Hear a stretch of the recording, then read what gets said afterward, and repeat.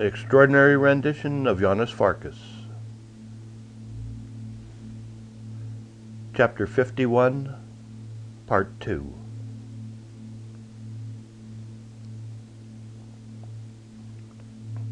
Ayn looked up at the windows of the embassy.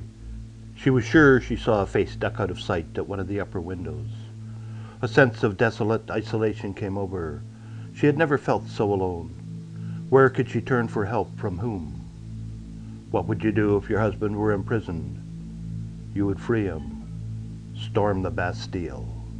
And so, with no firm plan, nothing but a sense of urgency, she set off for Farfiliston. The taxi driver would not drive her as close as she had been before, and the walk to the prison only heightened her feeling of desolation. The door that the Janos en Beirut had been brought out of would not open to her knocks, and the man who came over from the white Peugeot didn't speak English, and she would admit to no Arabic. He used the barrel of his gun to indicate that she should get the hell out of there. She used the point of her finger to indicate that she was going nowhere but in. Finally, she was directed to another door that was obviously not the one used for the rendition of prisoners. In the time it took to find someone who could speak English, she sat there wondering what to say, what to do, who to ask for. She only knew the names of two people who were in Farfiliston. One was her husband, and the other was the man whose wife and children the priest had been going to kidnap. "I'm here to see Colonel Abbas," she said to the man whose English was far from perfect. "Colonel Abbas, it is personal. Tell him it is personal. I am American. He knows my husband." "And your name is?" Ayn Farkas," she replied. And just saying it, just adding his name to hers, seemed to calm her, seemed to give her a sense of reality, a sense of role-playing. She was shown into a windowless room. It was several minutes before the door opened. The man who entered was not what she had expected. He was taller than her imagination had pictured, with a thin, athletic build and a boyish face that seemed to age as you looked at it. His eyes were as sad as you would expect of a man who ran one of the world's most notorious prisons. "I am Colonel Abbas," he said. "You wanted to see me." "Yes," Ayn replied, not sure where to start, how aggressive to be. "Who are you?" Ayn Farkas. Do you know the name?" "The Farkas part is familiar to me," Abbas replied. "You have my husband here." "We have many people here. One of them is a Farkas. I don't know if he's your husband." "Janos," Ayn said to him. "Janos Farkas. He was kidnapped in Berlin and brought here. He is an actor, a thespian, and he has done nothing wrong." Abbas didn't answer. He just sat there with his sad eyes staring at her. "You were holding him illegally," she said. "There was no warrant, no court order, no police involvement. It was illegal. An extraordinary rendition." "I have heard of those," Abbas answered. "Aren't those something you Americans do?" "I don't know who did it. I don't know why. I don't even know if it's the right term for it. All I know is that you are holding my husband, Janos Farkas, here illegally." "Who told you that?" "Someone at the American embassy."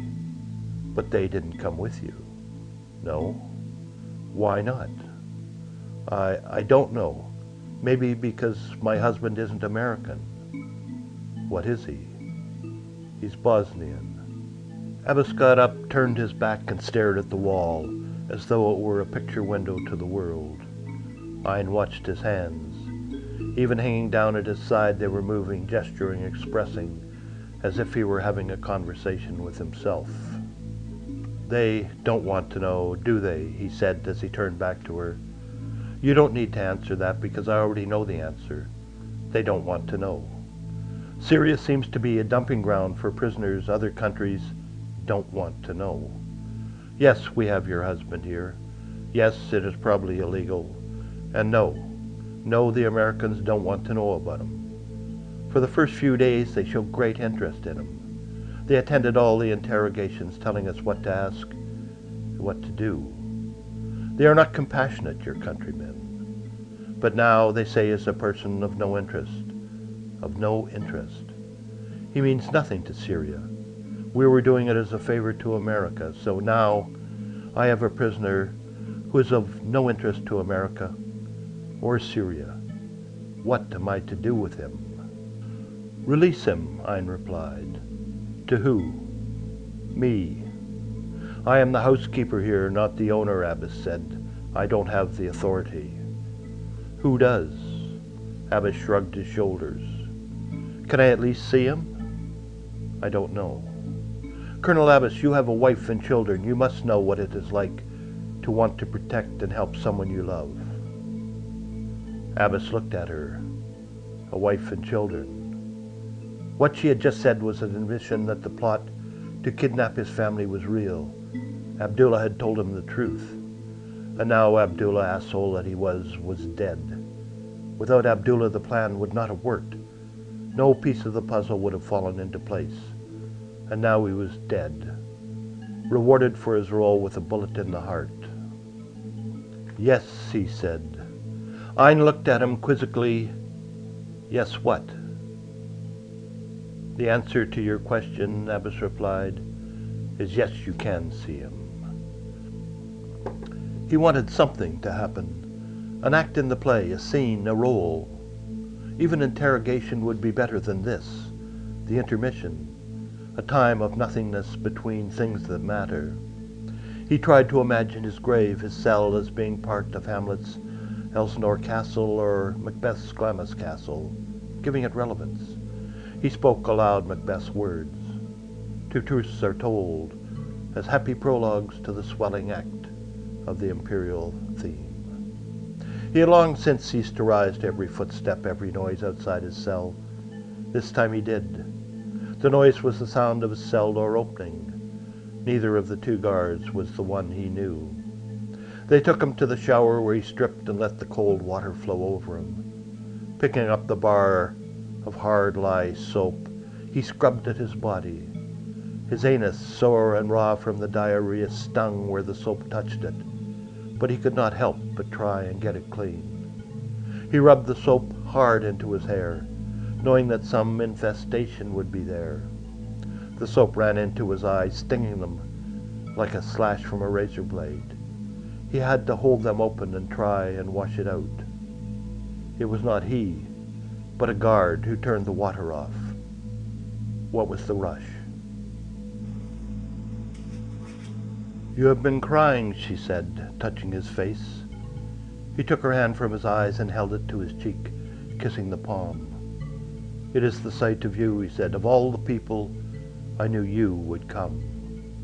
Ein could not take her eyes off his face, and when he released her, she kept her hand there, feeling, touching, affirming.